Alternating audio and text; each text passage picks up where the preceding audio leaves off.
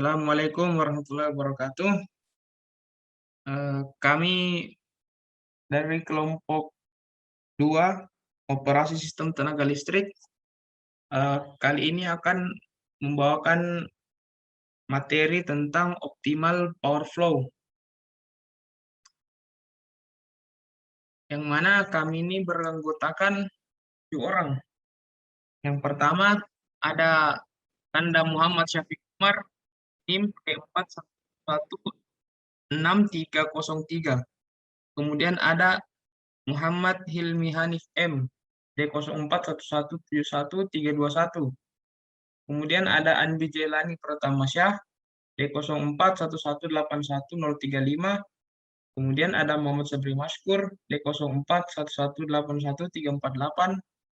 Dan selanjutnya ada Mege Rupang, D0411811033.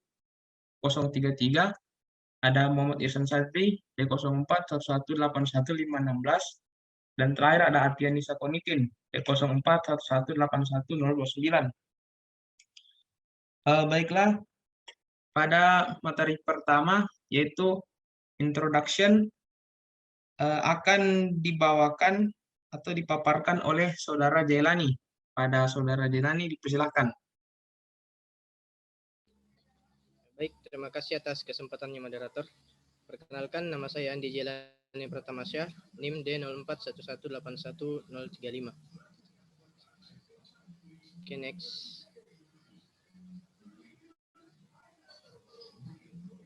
Ya, jadi metode optimal power flow atau biasa disingkat dengan OPF itu merupakan metode untuk melakukan perhitungan kebutuhan daya atau pedimen dari beban guna melakukan penjadwalan pembangkitan secara efisien dengan tujuan untuk meminimasi biaya total produksi dari pembangkit, namun tetap harus menjaga agar sistem itu tetap aman dan andal. Atau dengan kata lain, di sini kita ingin mencari solusi ekonomisnya dalam penjadwalan unit pembangkit berdasarkan jumlah kebutuhan daya yang diperlukan oleh sistem. Oke, selanjutnya.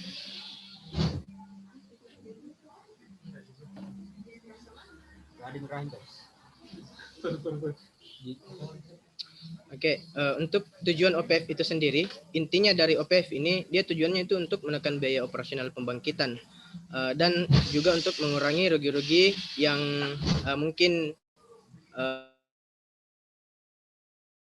ditimbulkan dari proses distribusi. Lanjut. Oke, mengapa kita harus mengatur kalkulasi pengiriman pembangkitan sebagai OPF?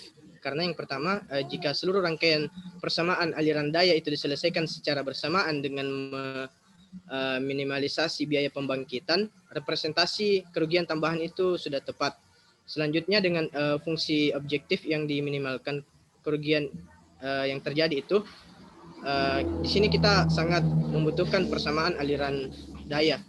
Kemudian yang kedua, solusi pengiriman ekonomis dalam pembahasan yang lalu yang mengenai ekonomi dispatch yang dibahas kemarin, itu hanya mengamati batas pembangkitan saja yang dari PI minimum lebih kecil sama dengan PI lebih kecil sama dengan PI max dengan semua batasan aliran daya yang disertakan dalam formulasi. Jadi di sini OPF itu lebih banyak lagi batas sistem daya dapat dimasukkan.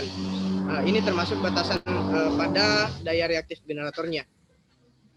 Kemudian untuk yang ketiga, OPF juga dapat menyertakan kendala yang mewakili pengoperasian sistem setelah pemadaman darurat. Kemudian yang keempat, dalam kalkulasi pengirimannya itu pada pembahasan yang lalu, itu satu-satunya variabel yang dapat diatur itu cuma output MW dari generatornya. Kalau di OPF, ini lebih banyak variabel yang dapat kita kontrol. Contohnya seperti generator voltage, LTC transformer tape position, passive transformer tape position, capacitor setting, reactive injection for static VAR compensator, kemudian load shedding, dan DC line flow. Jadi dengan demikian OPF ini memberikan kita kerangka kerja untuk membagi banyak variabel kontrol yang disesuaikan dalam upaya untuk mengoptimalkan pengoperasian dalam sistem transmisi. Kemudian kemampuan untuk menggunakan fungsi tujuannya itu yang berbeda-beda, itu menyediakan alat analisis yang sangat fleksibel. Karena dia fleksibel, OPF ini itu memiliki banyak aplikasi. Di antaranya dapat kita lihat pada slide selanjutnya.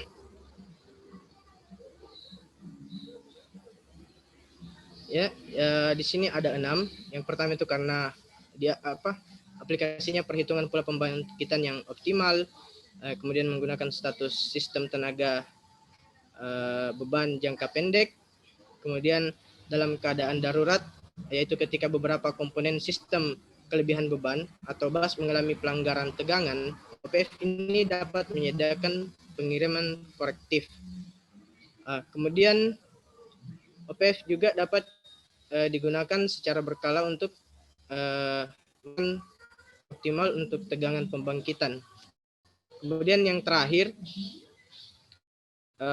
rutin digunakan dalam studi perencanaan untuk menentukan tegangan maksimum yang dapat ditahan oleh sistem transmisi yang direncanakan. Kita bisa lihat pada slide-nya.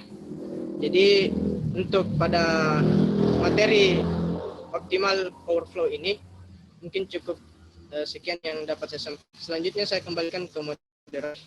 Terima kasih. Ya, itu tadi pemaparan dari introduction atau pengenalan dari optimal power flow yang dibawakan oleh Saudara Jael. Kemudian untuk poin selanjutnya akan dibawakan oleh Saudara Ihsan Sadri. Pada Saudara dipersilahkan.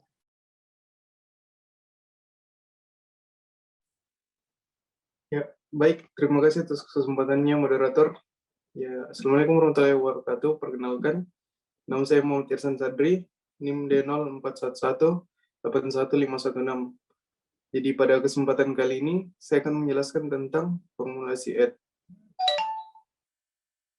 Mungkin bisa di next. Nah, jadi dalam perhitungan ED itu, kita ingin memecahkan beberapa masalah. Pertama, fungsi tujuan, di mana fungsi tujuan itu adalah total biaya pembangkitan dalam dolar per jam. Kemudian yang kedua, setiap generator berada dalam batas minimum dan maksimumnya. Dan yang terakhir, jumlah semua keluaran generator sama dengan beban total ditambah kerugian.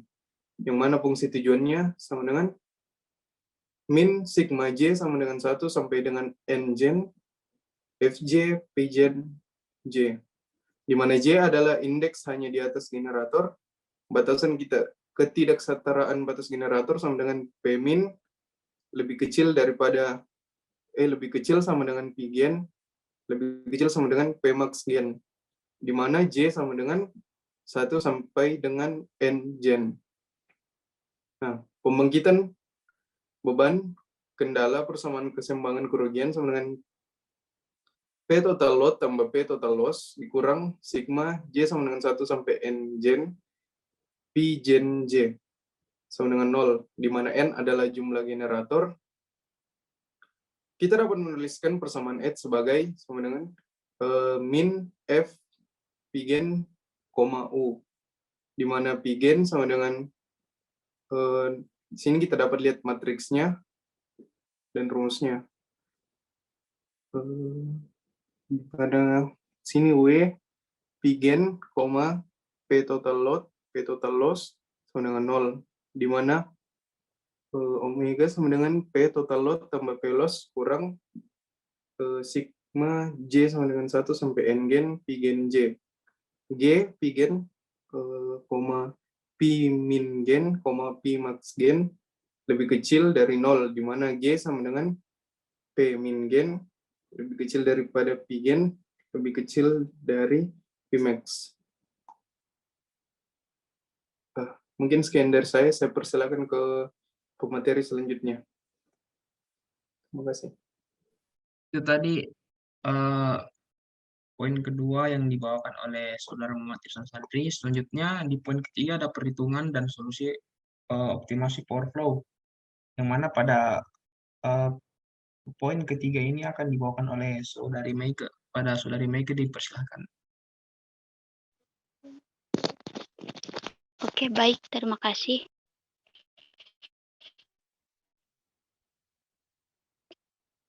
Eh,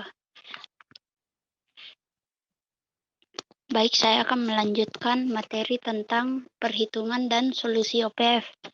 Nah, dalam kondisi kalkulasi OPF atau Optimal Power Flow, kita dapat menyelesaikan masalah yang lebih kompleks, yaitu contohnya fungsi tujuan, yaitu fungsi yang menyatakan total biaya pembangkitan dalam dolar per H atau dalam mata uang per H. Kemudian batasan ketidaksamaan batas generator. Nah, hal ini masih sama seperti ekonomi dispatch sebelumnya. Kemudian yang ketiga itu dalam menyelesaikan masalah untuk setiap bus. Nah, persamaan OPF sekarang bisa kita lihat menggunakan fungsi tujuan, yaitu bisa kita lihat rumusnya pada slide. Nah, rumusnya itu sigma J sama dengan 1 sampai N FI, di mana I adalah indeks bus. Sedangkan FI sendiri adalah fungsi biaya generator di bus I.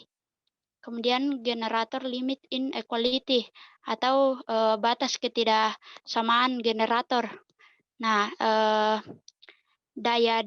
dari daya min sampai daya maksimal dari generator itu sendiri. Next.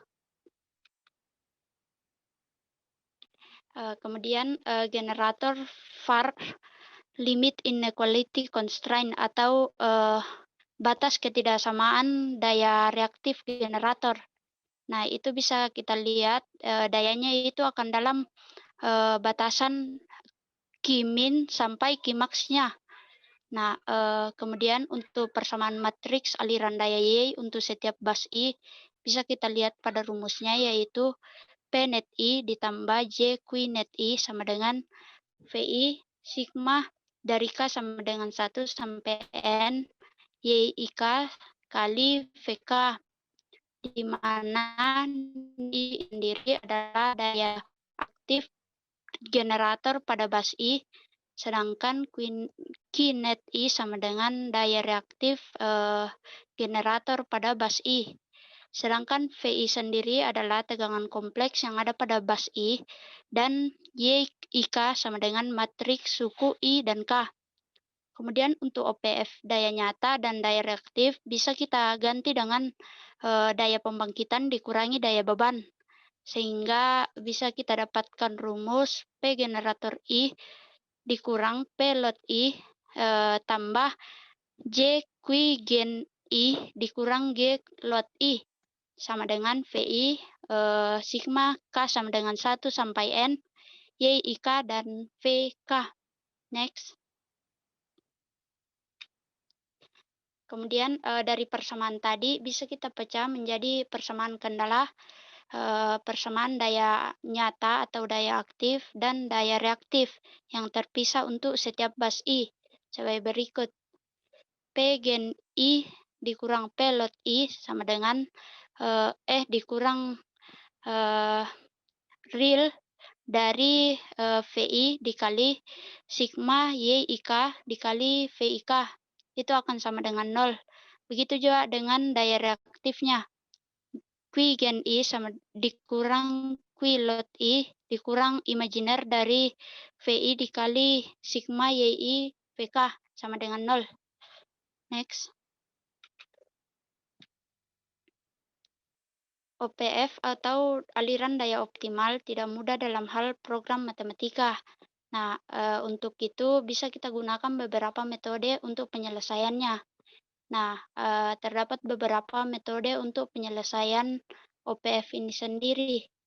Yang pertama itu ada metode iterasi lambda, yaitu salah satu metode dari banyak standar ekonomi dispatch. Dalam melakukan pengiterasian, kita akan cari nilai lambda sampai kita dapati nilai lambda yang dikehendaki. Kemudian kedua itu ada metode gradien. Metode ini lambat dalam konvergen dan sulit untuk memecahkan masalah dari inequality constraint. Next.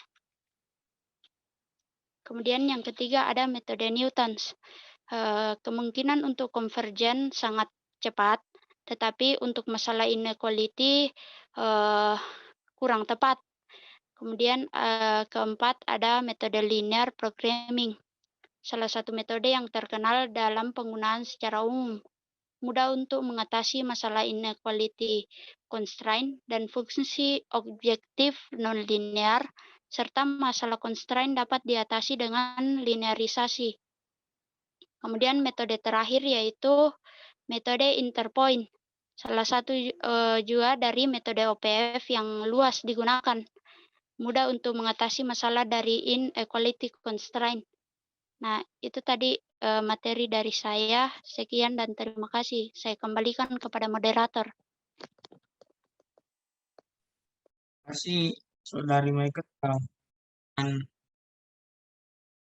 pada poin 3, selanjutnya pada poin 4 ada optimal power flow dengan aliran daya DC yang akan dibawakan oleh saya sendiri, Muhammad Sabri Maskur, D041181 348. Ya, jadi pada optimal power flow dengan aliran daya DC, kita juga dapat merumuskan dengan batasan sistem transmisi yang direpresentasikan menggunakan aliran daya dari DC. Nah, ini digunakan dalam banyak jenis studi. Dan seperti aliran daya DC itu sendiri, ini memberikan perkiraan yang baik untuk aliran daya AC. Dan jauh lebih cepat dan lebih mudah untuk diatur dan dipecahkan. Nah, kami akan menyebutkan perhitungan ini sebagai algoritma DC-OPF. Sekali lagi, kita mulai dengan fungsi tujuan yang sama seperti yang telah ditampilkan pada di poin 2 dan 3 tadi, yang mana min sigma J sama dengan 1 sampai N Fj P Gen J. Nah, kemudian pada formulasi ini menggunakan formulasi aliran daya DC sebagai berikut. Bx theta P gen kurang P load. Di mana kita lihat pada slide dalam radian dan Bx dalam per unit. Nah, untuk mengubah daya bus dari per unit ke MW dengan basis sistem MVA, 100 MVA, kita harus mengalihkan Bx theta persamaan dengan 100. Yang mana terlampir pada slide, 100 Bx theta sama dengan P gen kurang P load. Nah, untuk merumuskan masalah DC OPF menggunakan pendekatan Lagrange, yang mana rumus dari pendekatan Lagrange terlampir pada slide. Nah, sekian dari saya, materi yang saya sampaikan. Selanjutnya akan dibawakan oleh pemateri selanjutnya, yang mana pada poin 5 solusi formal dari ECOPF yang akan dibawakan oleh Saudara Kanda Hilmi. Pada Kanda Hilmi, silakan.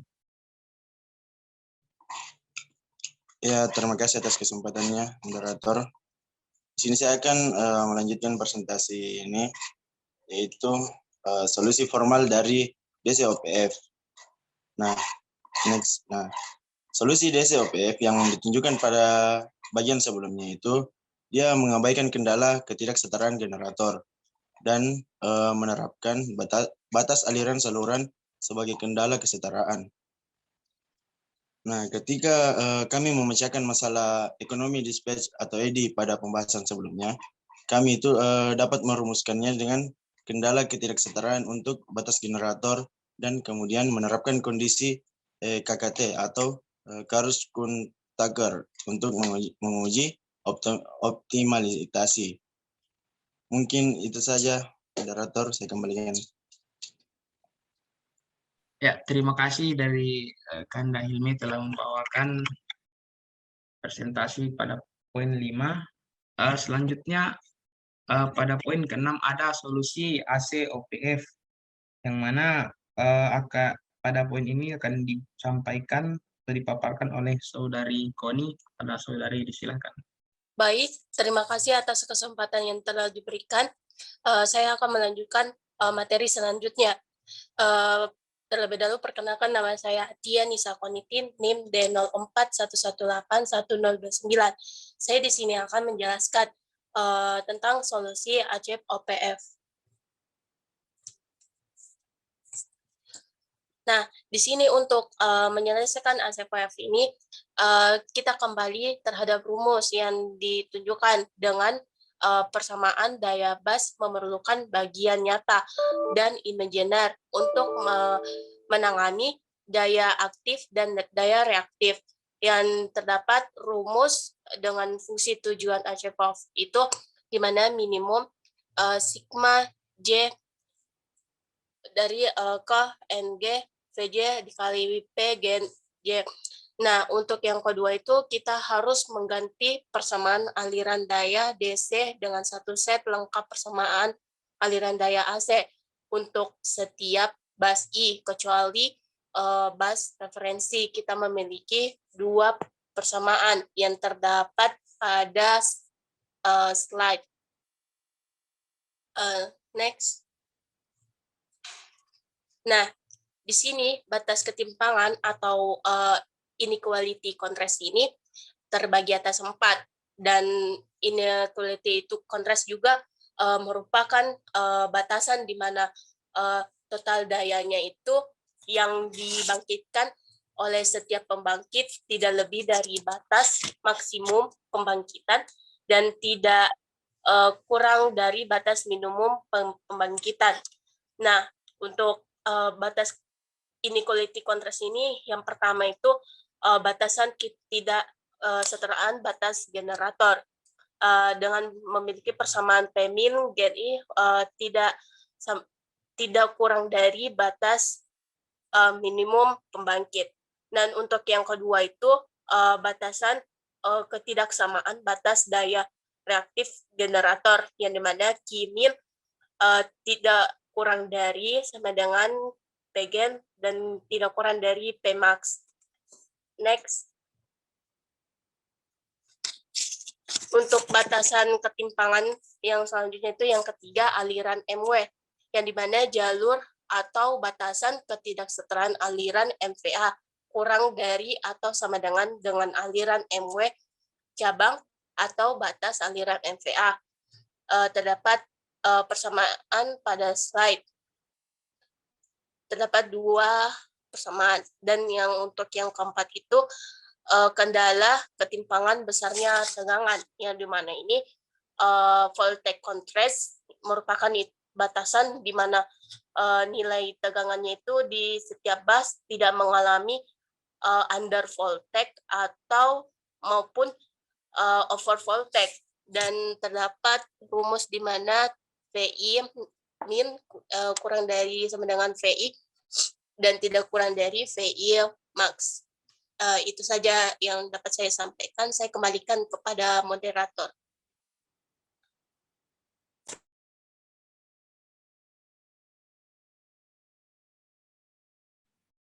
Baik, terima kasih Saudara Rikone telah menyampaikan paparan materi slide ke-6, pada poin ke-6. Kemudian akan lanjut oleh Kandasyaf. Pada Kandasyaf.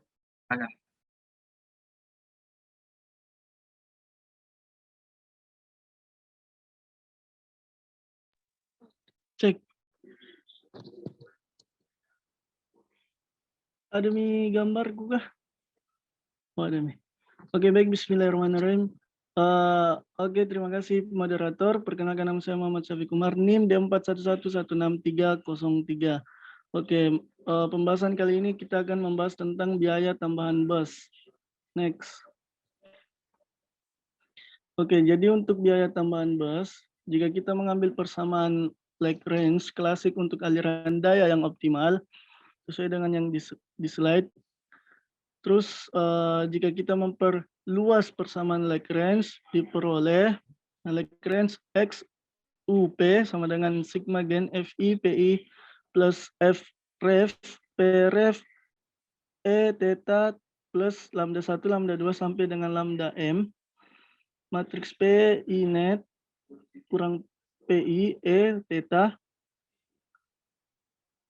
Q I net kurang QI E theta. Turunan Lagrange terhadap P sederhana karena parameternya hanya muncul di bagian kedua persamaan Lagrange. Nah, turunan yang dihasilkan untuk bus I, delta Lagrange per delta PI sama dengan lambda I. Next.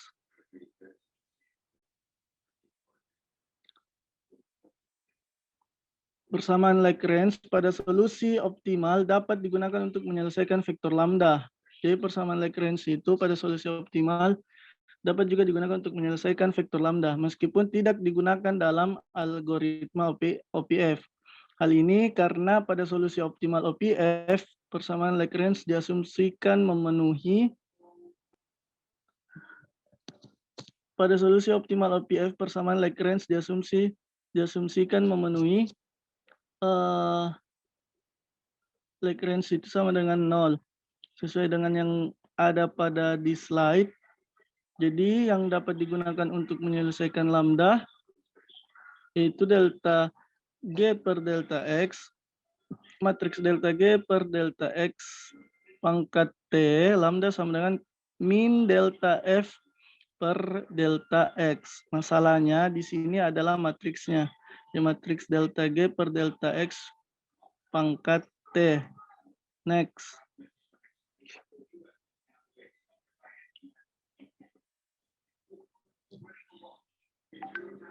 Nah, memiliki baris N di mana N sama dengan jumlah state variable dan kolom M sesuai dengan batasan M yang mengikat.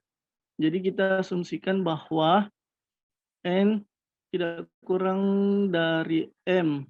Jadi vektor delta F per delta X memiliki elemen N dan vektor lambda memiliki elemen M. Mungkin itu saja yang bisa saya sampaikan. Saya kembalikan ke moderator. Ya, terima kasih pada Kanda Syafiq telah memaparkan materinya. Ya, mungkin itu dari kelompok kami. Terima kasih, kurang lebihnya mohon dimaafkan. Assalamualaikum warahmatullahi wabarakatuh.